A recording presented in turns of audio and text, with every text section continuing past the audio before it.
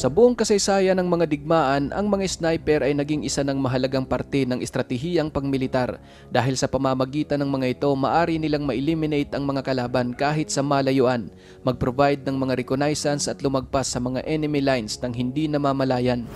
Noon pa man mga kapatid, napatunayan na kung gaano kahalaga ang isang sniper. Mayroon silang kakayahang magdulot ng malaking pinsala sa kalaban at magpababa ng moral. Ngunit gayon pa man, mayroon talagang isang sniper na sadyang bukod tangi at napatunayang mas epektibo at mas mapaminsala. Sa videong ito ay sama-sama nating alamin ang ilan sa mga pinaka nakakakilabot na sniper na nabuhay sa kasaysayan. Chuck Mohini. Isang dating US Marine sniper si Charles Benjamin Mohini na mas kilala sa bansag na Chuck Mohini. Noong kasagsagan ng digmaan sa Vietnam mga kapatid, sa loob ng 16 na buwang pagserbisyo, naitala niya ang kumpirmadong 103 na mga kalabang pinatumba na sinasabing maaring umabot pa ito ng hanggang sa 216. Taong 1967 nang mapabilang si Mohini sa Marines at nagtraining bilang sniper kung saan na-assign siya sa 1st Battalion, 5th Marine 1st Marine Division sa South Vietnam na sa kalaunan ay nalipat sa Scout Sniper Platoon. Habang nasa Vietnam, naging maalamat si Chuck Mohini nang asintahin niya at patumbahin ng isang buong enemy platoon sa isang upuan lamang. Katumbas iyon ng tinatayang nasa 16 na mga kalaban. Nagmagkaroon siya ng tinatawag na combat fatigue. Mula Vietnam ay inilipat si Mohini sa Amerika upang maging isa na lamang marksmanship instructor sa kanyang dating base sa Camp Pendleton. Taong 1970 nang umalis si Mohini sa Marines, ni minsan mga kapatid hindi niya naikwento sa kanyang pamilya at mga kaibigan kung anuman ang kanyang mga accomplishment bilang isang sniper.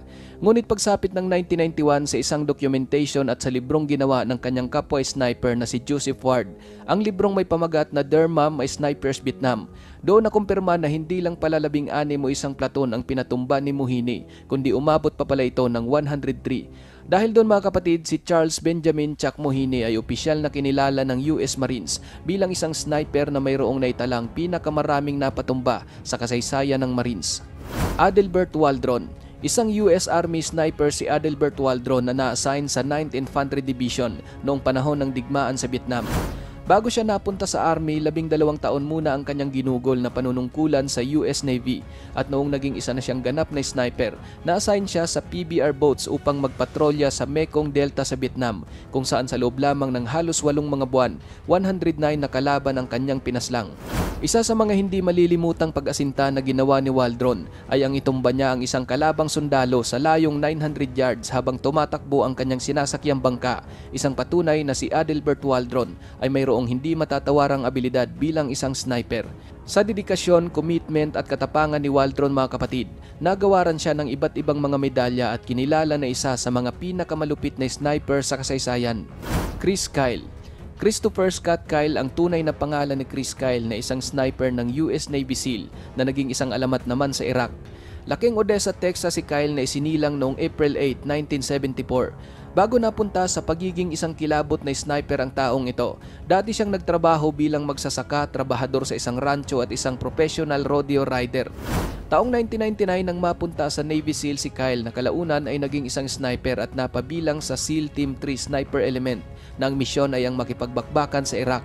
Habang nakikipagbakbakan sa iba't ibang lugar sa Iraq kagaya ng sa Ramadi, Fallujah at Baghdad, naging matinik sa pag-asinta si Kyle na sa katunayan umabot lang naman sa 160 ang kanyang kumpirmadong pinatumba. Sa bangis ng taong ito, binansagan siya ng kanyang mga kalaban bilang Shaitan Ramadi o Devil of Ramadi sa wikang Ingles. Sobrang naging matunog ang pangalan ni Chris Kyle sa Iraq mga kapatid. Pinangingilagan siya ng mga kalaban at talaga namang hirap sila kung paano kontrahin ang kanyang kakayahang umasinta.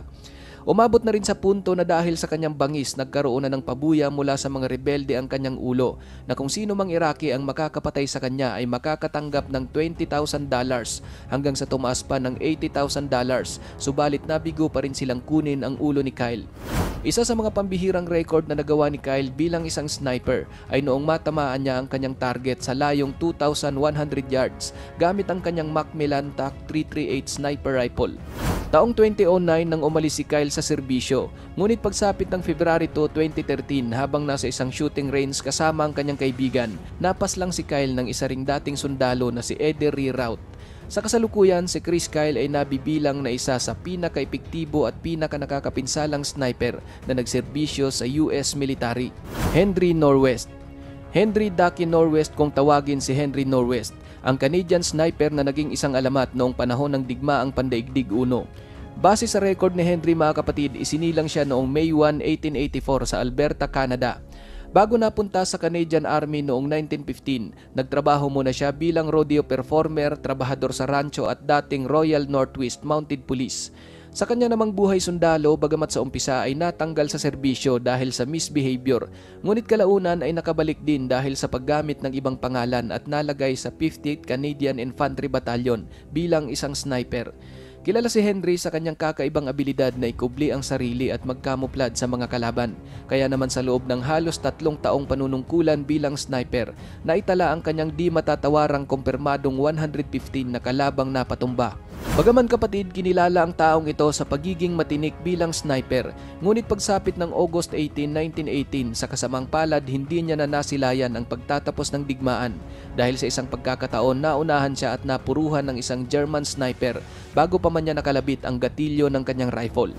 Vasily Zaitsev. Si Vasily Zaitsev o Vasily Grigoryevich Zaitsev ay isang Soviet sniper ng Red Army noong panahon ng World War II.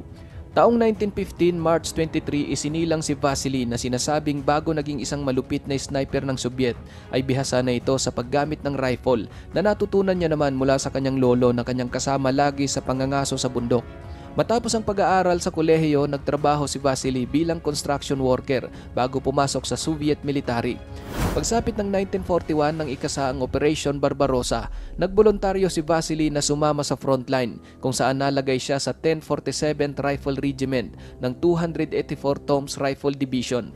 Noon pa man mga kapatid, bago napabilang sa Red Army sniper si Vasily, pumaslang na ito ng 32 na mga kalaban gamit ang kanyang standard issue na rifle.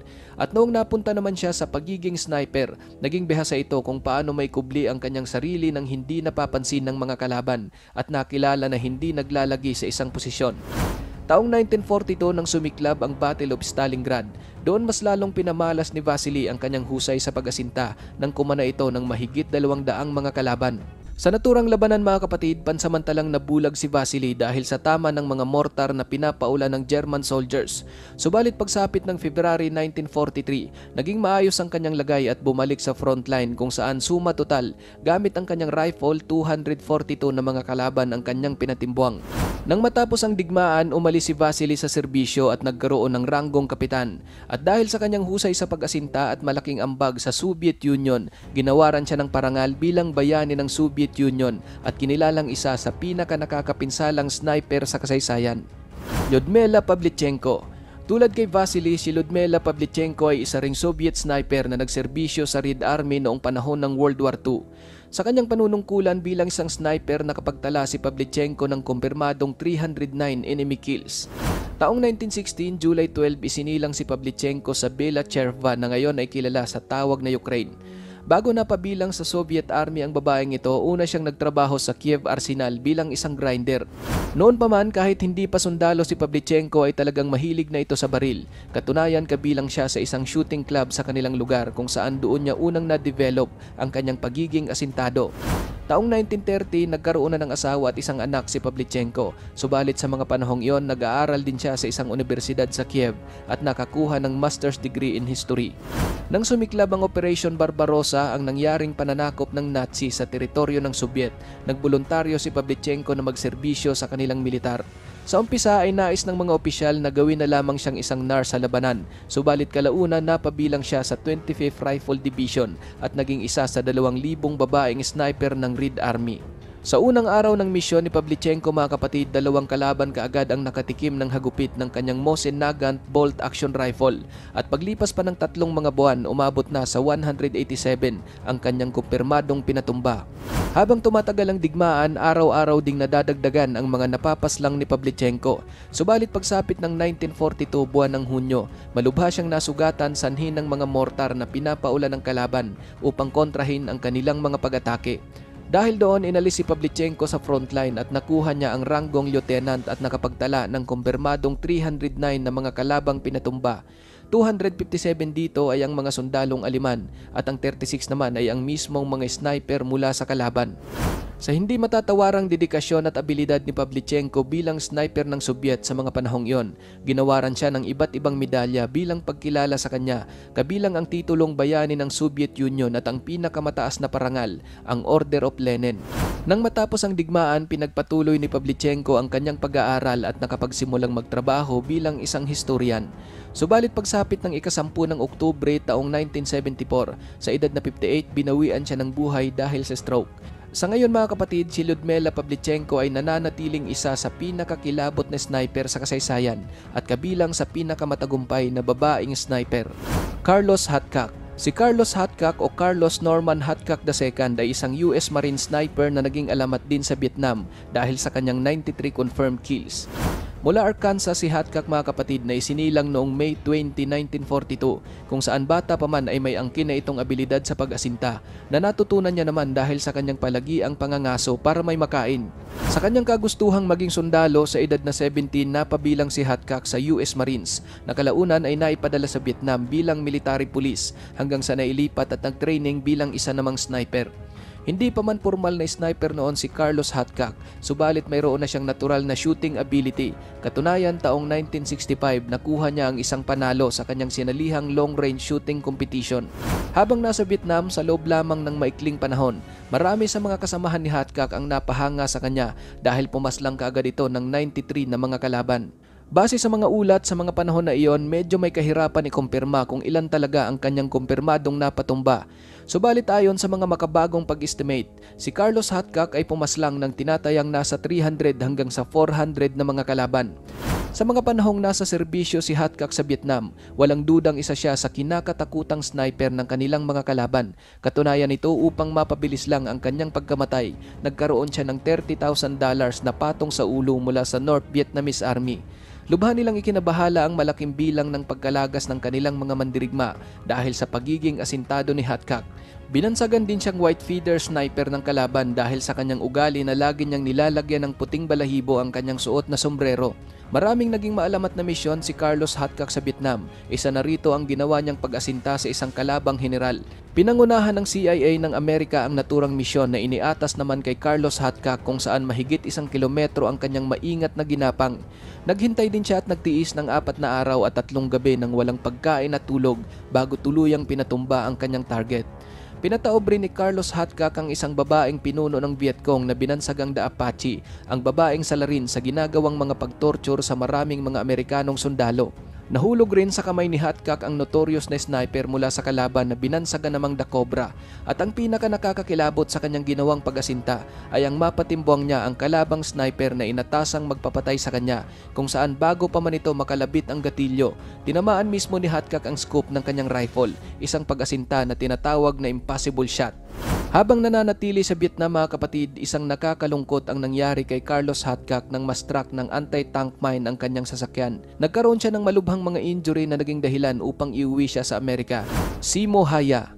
Si Simo Haya ay isang Finnish sniper noong 1939-1940 Winter War na nakapagtala ng nakakakilabot na kumpirmadong 505 na mga kalabang pinatumba. Isinilang si Haya sa isang probinsya sa Finland noong December 17, 1905 sa isang magsasakang pamilya. Sa kabataan ni Haya, lagi siyang isinasama ng kanyang ama sa pangangaso kung saan doon niya unang na-develop ang kanyang pagiging asintado. Maliban sa pangangaso, mahilig din si Haya na sumali sa mga shooting competition at dahil nga sa kanyang pagiging asintado, napakarami niya ng mga tropeyong napanalunan. Sa edad na 21, nagboluntaryong sumapi si Haya sa Finnish Voluntary Militia na kilala bilang White Guard. At noong sumiklab ang digmaan sa pagitan ng Finland at Unyong Sobyet, inilagay siya sa 6th Company bilang isa sa mga sniper. Sa nagyayelong kapaligiran ng Finland, suot ang kulay puting camouflage at gamit ang iron sight na Mosin Nagant M2830 rifle. Isa-isang pinuntirya ni Haya ang kanyang kalabang Red Army at sa loob lamang ng 100 araw, 505 ang kanyang kumpirmadong pinabulagta. Sa pagiging sobrang asintado ni Haya mga kapatid, binansagan siya ng kanyang mga kasama at ng kalaban bilang White Death. Nakilala rin siya sa kanyang taktika na tinatabunan ng makapal na snow ang kanyang sarili upang magkubli at magkaroon ng maayos na balanse sa kanyang rifle. Nilalagyan niya rin ng kaunting snow ang kanyang dila na ang layunin naman ay upang hindi mapansin ang animoy usok na nagmumula sa kanyang paghinga dahil sa sobrang lamig ng paligid. Bagaman si Simo Haya ay kinikilalang kilabot na sniper at bihasa sa pagkubli ng kanyang sarili, subalit pagsapit ng March 6, 1940, malubhang tinamaan ang kanyang kaliwang pisngi na nagresulta ng kanyang agarang pagkawala ng malay. Matapos mawala ng malay ng ilang mga araw, nagising si Haya noong March 13, 1940 na halos mawala na ang kalahati ng kanyang mukha, at sa mga oras na iyon idiniklarang tapos na ang digmaan sa pagitan ng kanilang bansa at ng Soviet Union. Nang tuluyan ng makarecover si Haya sa natamong pinsala, binigyan siya ng ranggong second lieutenant at dahil sa kanyang pagiging asintado bilang sniper, nagawaran siya ng napakaraming mga medalya at kinilalang pinaka-nakakapinsalang sniper sa buong mundo. Ikaw kapatid, sino sa mga sniper na yan ang iyong kinabibiliban?